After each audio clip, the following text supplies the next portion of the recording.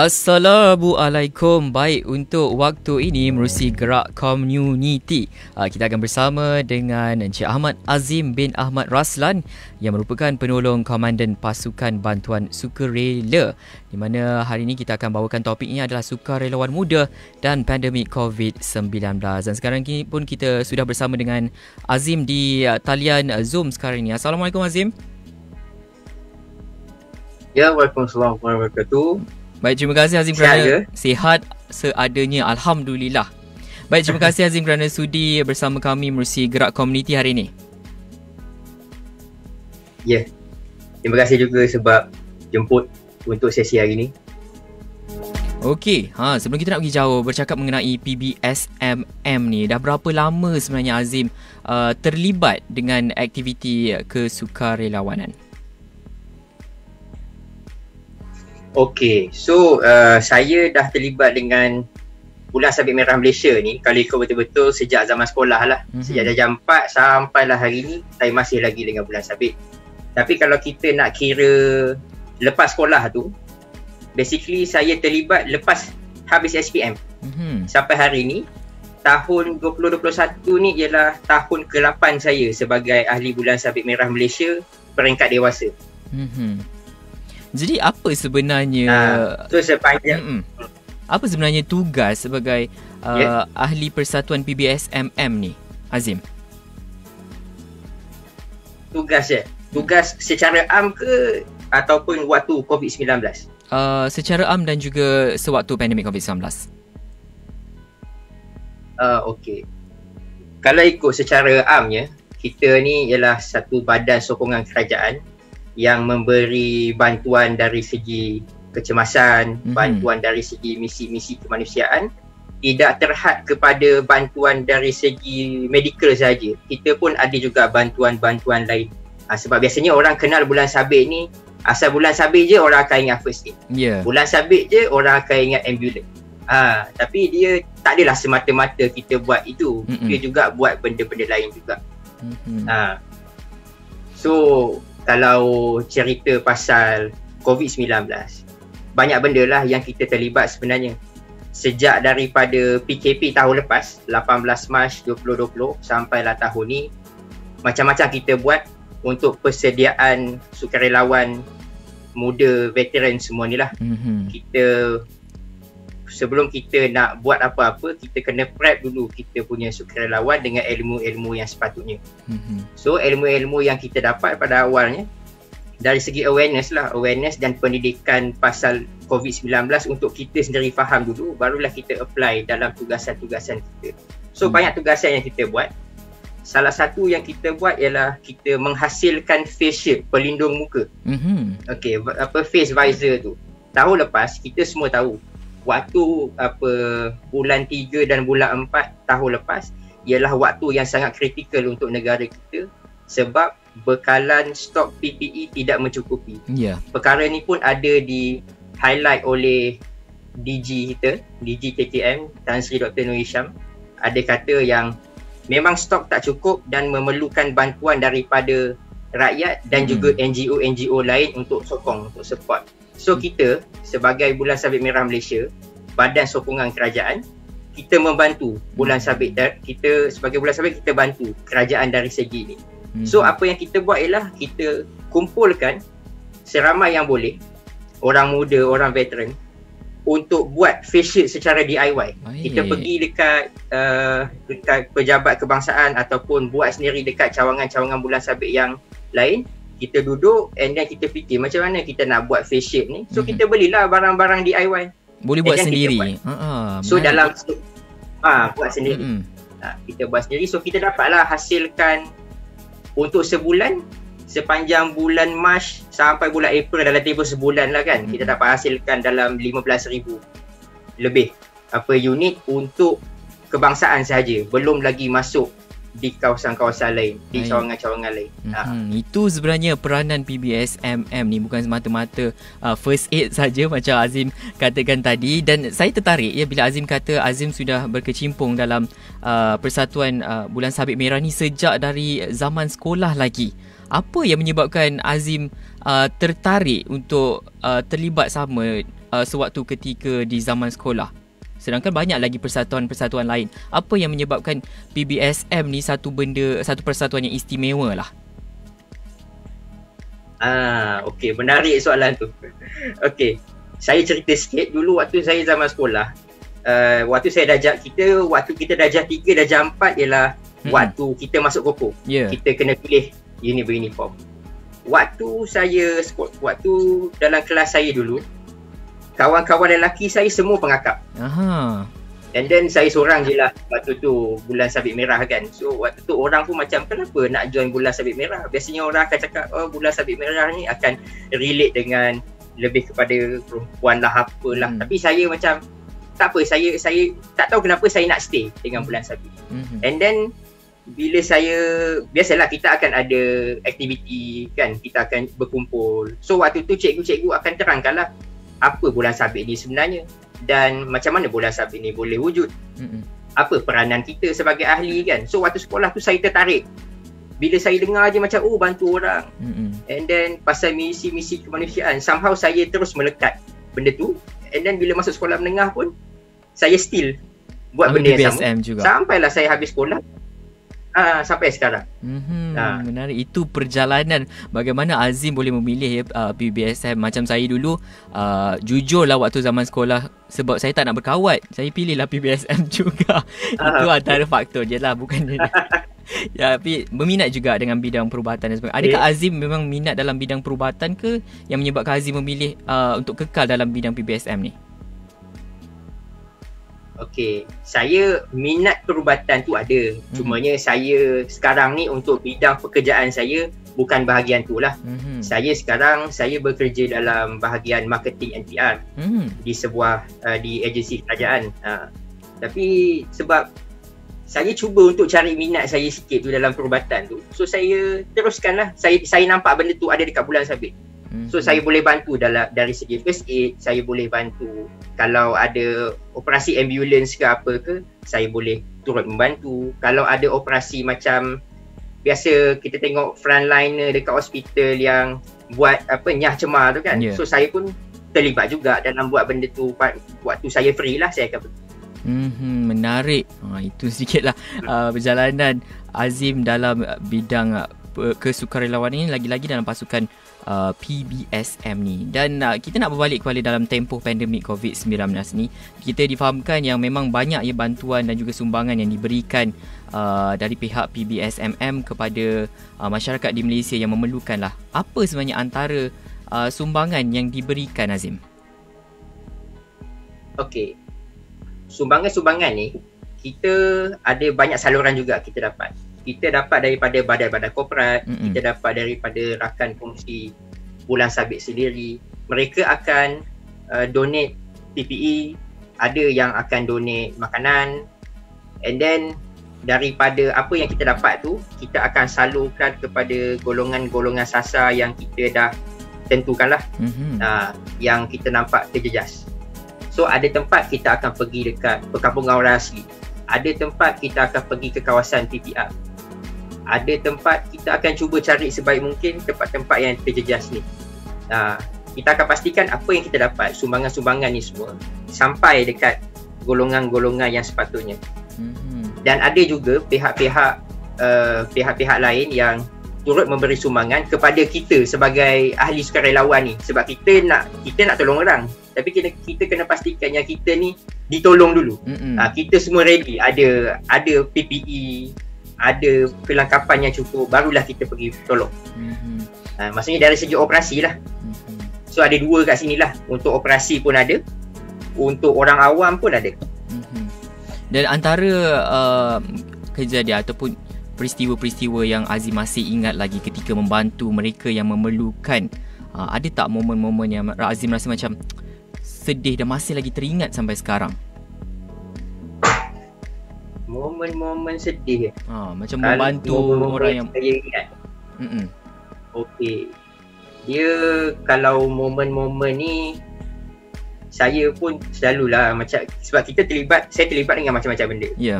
So terlibat kita pernah pergi bagi hygiene kit, kita bagi pack kebersihan dekat pasar kita bagi, kita juga ada bagi dekat PPR, kita ada bagi makanan. Oh ya, bila cakap pasal makanan, makanan antara salah satu benda yang menarik lah. Okey, kita semua tahu waktu PKP memang orang nak keluar susah, terjejas. Lepas tu orang hilang punca pendapatan. Betul. Dan bila masuk bulan puasa, masih lagi PKP. Dan kita sebagai ahli bulan sabit, kita ada inisiatif untuk memberi makanan kepada orang golongan-golongan tertentu. Makanan ni kita pecah kepada dua. Makanan yang dah siap masak, makanan yang nombor dua, makanan bahan kering. Beras, gula, garam dan sebagainya. So, bila kita buat benda-benda ni, kita nampak momen-momen yang seronok daripada orang yang menerima tu. Sebab diorang ni dah terjejas. And then bila terima beras, apa benda semua kan, so diorang rasa happy. Sebab ada sekali tu kita nampak, memang kita nampak lah dia susah. Sebab kita ada dua jenis modul. Ada yang kita minta dia berkumpul datang dekat kita, tapi ada SOP. Ataupun nombor dua, kita sendiri yang pergi terus dekat rumah-rumah diorang. Kita ketuk pintu, kita bagi. Bila kita tengok keadaan, tengok anak ramai, lepas tu bila tanya macam mana, apa pendapatan ada ke waktu PKP kan, kata tak ada, memang susah, kita ni gaji hari. So bila kita dapat bagi makanan, at least boleh bertahan untuk adalah tempoh-tempoh dia, maybe seminggu, 2 minggu. So benda tu nampak dia senyum, kita nampak riak wajah dia happy. Kita akan rasa, oh okay, at least kita rasa puas sebab kita dapat bantu orang. So itu antara momen-momen yang saya akan ingat lah. Bila bantu orang ni. Itu dah sebenarnya kepuasan yang dicari ya, apabila kita lihat orang yang kita bantu itu sekurang-kurangnya mengucapkan terima kasih, ataupun macam Azim kongsikan tadi, hanya senyum dan riak wajah mereka itu yang membuatkan Azim puas apabila melakukan aktiviti-aktiviti seperti ini. Okey, baik. Untuk pendengar yang baru saja bersama kami menerusi Gerak Komuniti hari ini, kerjasama bersama PBSMM, kita bersama dengan Ahmad Azim bin Ahmad Raslan yang merupakan penolong Komandan Pasukan Bantuan Sukarela, dan kita sedang bawakan topik sukarelawan muda dan pandemik COVID-19. Mbak Azim, berbalik kepada topik kita hari ini adalah sukarelawan muda. Macam Azim sendiri dari zaman sekolah, dan sekarang ni umur, kalau kita boleh tahu, Azim umur berapa sekarang? Saya umur 26 tahun. 26 tahun dan lebih 10 tahun lah dalam Persatuan Bulan Sabit Merah. Kalau untuk peringkat dewasa, tahun ke-8 lah. Tapi kalau kira daripada sekolah, panjang lah. Dah lebih 10 tahun lah. 11 tahun. Kita lihat memang lama lah dalam persatuan ini. Jadi macam mana Azim sendiri lihat, adakah PBSMM ni masih lagi mendapat tempat di hati golongan belia? Oh, okey. Kalau dari segi penerimaan ya, dari segi okey, dari segi penerimaan untuk orang belia ni, ya, kita nampak masih lagi ada penerimaan daripada golongan belia. Cumanya kita kena selalu tunjuklah dekat golongan-golongan belia ni apa peranan bulan sabit sebenarnya. Sekarang ni kita dalam bulan sabit, macam saya di peringkat penolong komandan kan. Okey, untuk saya punya jawatan ialah penolong komandan Pasukan Bantuan Sukarela Bulan Sabit Merah Malaysia Shah Alam. Okey, so saya berada di Shah Alam. Kira yalah, dalam bulan sabit dia ada kebangsaan, lepas tu negeri, daerah, lepas tu unit yang paling bawah sekali. So kita yang paling dekat sekali dengan grassroots level, dengan orang-orang ni. Kalau nak rekrut orang, kalau ikut kita lah yang paling dekat sekali nak rekrut. So benda-benda ni juga akan main peranan lah dekat kami ni. Macam mana kita nak nampakkan dekat orang lain, dekat belia especially, penerimaan diorang, dan macam mana kita nak tarik diorang join. Okay, so apa yang kita buat, satu ialah publicity, and then nombor dua, kita nak kena tunjuk peranan. Kita nak kena bagi tahu dekat diorang, bulan sabit ni bukan habis sekolah habis. Sebab itulah yang biasa saya akan hadapi, dan juga saya punya tim-tim sukarelawan negeri lain pun akan hadapi benda yang sama. Bila nampak je baju bulan sabit, cikgu lepas tu pelajar universiti, lepas tu biasa macam tu. So kita punya peranan kat sini, kita nak broaden the scope, widen the horizon. Kita nak bagi tahu Bulan Sabit Merah Malaysia tidak terhad sampai sekolah saja. Lepas sekolah pun ada. tinggal nak join saja. Siapa yang daripada sekolah yang berminat nak join, lepas sekolah ada. Siapa yang daripada golongan belia yang dulu sekolah bukan bulan sabit tapi rasa nak join. Boleh juga, boleh juga. Tak ada masalah.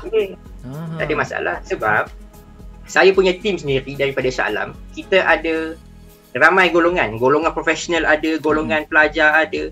Daripada dekat tim saya kita ada pensyarah kanan ada. Kita ada askar. Kita ada nurse. Lepas tu kita ada juga pekerja profesional yang lain, kerja kerajaan, kerja swasta. So ada, semua ni ada. Diorang ada yang dulu zaman sekolah, dulu pengakap, dulu kadet polis. Tapi bila dah meningkat usia ni, diorang rasa diorang nak masuk bulan sabit. Tak ada masalah untuk mereka sertai PBSMM ni? Tak ada masalah. Ada tak syarat ataupun kriteria yang PBSMM ambil kira apabila nak memilih sukarelawan?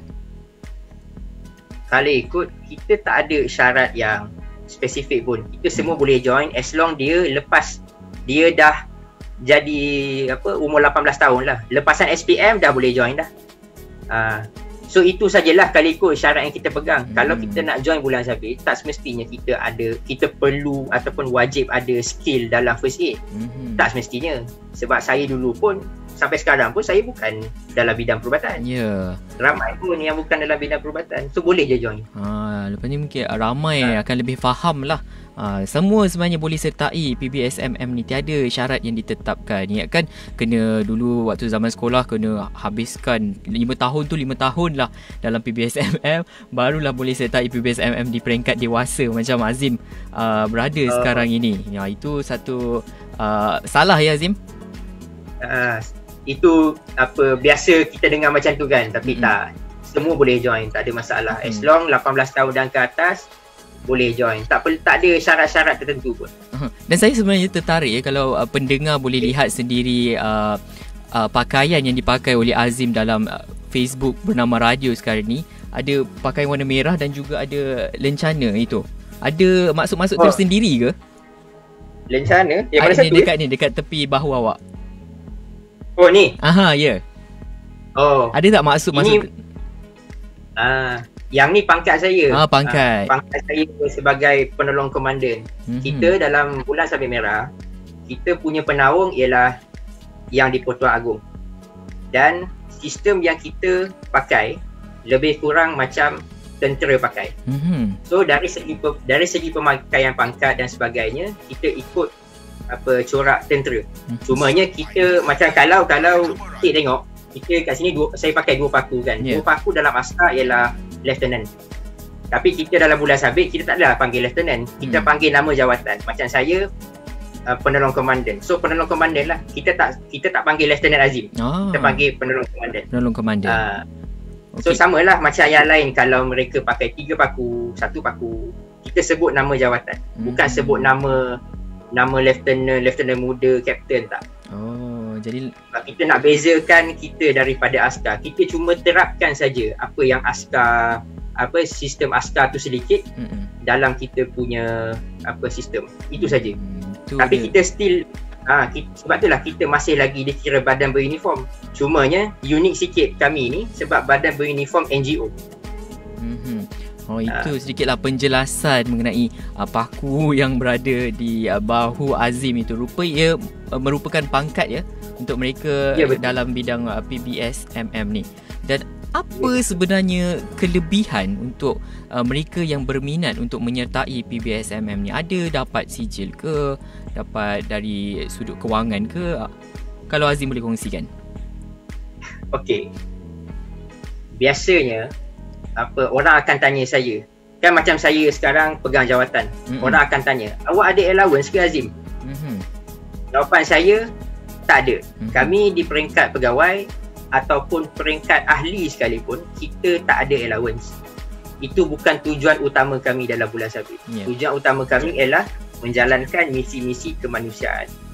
So dari segi benefit sebenarnya tak ada, tak banyak. Kita banyak keluar duit sendiri, Tapi yang penting apa yang kita nak dalam bulan sabit ni. Kalau kita nak ke arah untuk buat kebaikan, untuk buat misi-misi kemanusiaan, itulah yang kita akan dapat. Kalau kita cari allowance tambahan, bukan ini tempatnya. Sebab kita memang purely serve for humanity services. Prinsip tu, niat tu sebenarnya memang bukan bertujuan untuk dapatkan allowance dan sebagainya. Sebenarnya niat kita nak membantu orang yang memerlukan apabila anda menyertai PBSMM ni. Dan bercakap mengenai membantu ni, kita lihat dalam seseorang individu tu mesti ada ciri-ciri untuk menjadi seorang ahli sukarelawan. Apa antara ciri-ciri yang patut ada dalam seorang ahli persatuan PBSMM ni, Azim?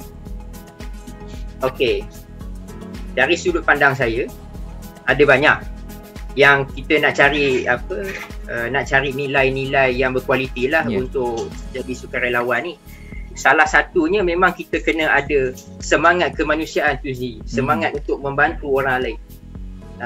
Kalau kita tak ada semangat nak bantu orang lain tu, kira nanti kita tak puas lah, kita rasa lain lah bila kita nak buat kerja sukarela kan. Lepas tu nombor 2, untuk jadi sukarelawan yang bagus, kita tak boleh ada diskriminasi dalam membantu orang. Kita kena bantu semua golongan. Golongan minoriti, majoriti, kita kena bantu semua. Tak boleh, jangan kira agama, jangan kira kaum dan bangsa. Kita nak tolong saja. Nak tolong saja. Contohlah saya bagi satu senario Kalau depan kita ataupun kalau depan kita ada orang tu sakit ataupun dia pengsan, memang tak sedarkan diri, kita tengok nadi dia pun tak ada. Dan dan orang tu kaum lain, contohlah ni contoh saja kita Melayu and then ada orang lain Cina, India. Kita bantu. Kita kena bantu. Bukannya kita macam tak nak lah, jangan, tak boleh. Kita tak boleh buat macam tu. Kita kena bantu semua golongan. Barulah tercapai prinsip-prinsip sukarelawan yang berkualiti tu. Dulu ada saya punya tim, kita bulan sabit selalu setiap tahun kecuali COVID ni, kita akan jaga perayaan Thaipusam. Okay, Thaipusam dekat Batu Cave kan ramai orang. Sampai naik ke gua dekat bawah tu akan penuh dengan lautan manusia dan pastinya akan ada kes di situ. Okay, so kita kalau ada apa-apa jadi dekat mereka, kita respon. Itulah senario. Apabila Azim bercakap mengenai senario, saya macam tertanya-tanya juga. Sebagai contohlah, kalau Azim menghadapi situasi sebegitu kan, ada seseorang ataupun individu yang memang memerlukan bantuan, dah hampir nazak dan sebagainya dalam kejadian kemalangan ataupun apa-apa, adakah Azim berkuasa untuk menyelamatkan ataupun masih lagi kena panggil pihak bomba ke, pihak ambulans ke, bagaimana nak handle situasi tu? Okey, kalau kita nampak ada orang sakit depan kita, ada orang betul-betul dah nazak, semua orang boleh bantu sebenarnya. Tak ada masalah. Tak semestinya kita nak kena tunggu bulan sabit ataupun nak kena tunggu bomba, nak kena tunggu ambulans datang baru bantu. Tak. Kita kalau sebagai orang biasa pun, human being, memang kita punya norma ialah nampak orang susah, kita akan bantu. Dan cumanya kalau kita nak bantu tu, kalau kita ada ilmu, kita bantulah. Kalau kita tak ada, kita cuba buat apa yang kita boleh saja. Kita paling-paling tidak pun kita call for ambulance. Bagi tahu ada kes kat sini, kita bantu. Kalau kita rasa kita boleh bantu, kita ada skill dalam first aid dan sebagainya, kita pergilah bantu. Dan skill pasal first aid ni, dia tak terhad kepada golongan tertentu saja. Semua orang perlu ada. Dalam bulan sabit kita ada satu kempen, kita panggil one first aider at every home. Satu rumah kena ada satu orang yang pandai buat CPR, yang pandai first aid dan buat CPR ni. Sebab kalau ada apa-apa jadi, contohnya kalau terjadi dekat family kita, kita adalah orang yang boleh selamatkan mereka. Betul. Kalau orang tu tak sedarkan diri, contoh dia tak sedarkan diri dan jantung berhenti, kita ada masa dalam beberapa minit saja, 7 ke 10 minit saja untuk selamatkan orang tersebut sebelum orang tu memang betul-betul meninggal. So dalam tempoh tu kalau kita sahaja yang ada dekat situ, kita bantulah. Sebab memang tugasan kita untuk bantu orang. Itu pentingnya ya, ada first aid. Sekurang-kurangnya ada dalam satu rumah tu ada satu first aid dan seorang yang pandai menggunakannya ya Azim. Maksud saya first aid tu first aider. Maksudnya orang yang tahu first aid. Okey. Jadi itulah maksudnya. Itulah pentingnya lah untuk seorang tu dapatkan pengetahuan ilmu bagaimana untuk menggunakan first aid. Kalau kita lihat kalau tengok dalam kotak first aid tu memang ada macam-macam kan. Ada kain lah, ada ubat antiseptik lah. Kadang-kadang kita pun tak tahu nak guna macam mana ni. Dan itu pentingnya untuk kita tahu bagaimana nak menggunakannya. Sekurang-kurangnya bila kita berhadapan dalam situasi yang kita tak boleh duga, sedikit sebanyak dapat juga membantu apabila kita ada ilmu first aid ini. Dan Azim sebenarnya sudah pun membuka mata saya dan sedikitlah kesedaran, harapnya untuk pendengar berminat untuk sertai PBSMM. Dan bagaimana mereka nak sertai ni Azim? Okey, nak sertai ni, sekarang mudah saja. Kita di Bulan Sabit Merah Malaysia, kita dah create satu sistem. Kita panggil dia MRCS Community. Okey, pendek kata, nak bagi senang faham, dia macam Facebook tapi untuk Bulan Sabit. So dekat situ kita boleh register kita punya account, and then kita boleh apply for membership. So dia punya website dia mrcscommunity.org.my. Okey. Itu sajalah di laman sewa mrcs.community.gov.my.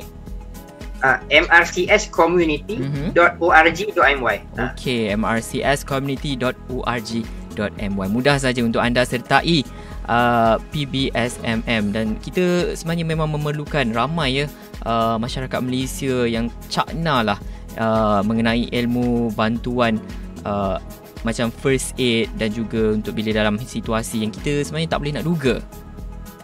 Baik. Terima kasih Azim kerana sudi berkongsi bersama kami menerusi gerak komuniti hari ini. Diharap sedikit sebanyak dapatlah membuka mata dan juga informasi yang Azim kongsikan mengenai PBSMM. Okey, sama-sama. Ya, Assalamualaikum. Ya, Waalaikumsalam. Baik, itu dia tadi kita baru saja bersama dengan Encik Ahmad Azim bin Ahmad Raslan yang merupakan penolong Komandan Pasukan Bantuan Sukarela menerusi gerak komuniti bekerjasama bersama PBSMM dengan topiknya sukarelawan muda dan pandemik COVID-19. Untuk itu sahaja gerak komuniti hari ini. Terus dengarkan kami di Bernama Radio, stesen berita bisnes pilihan anda.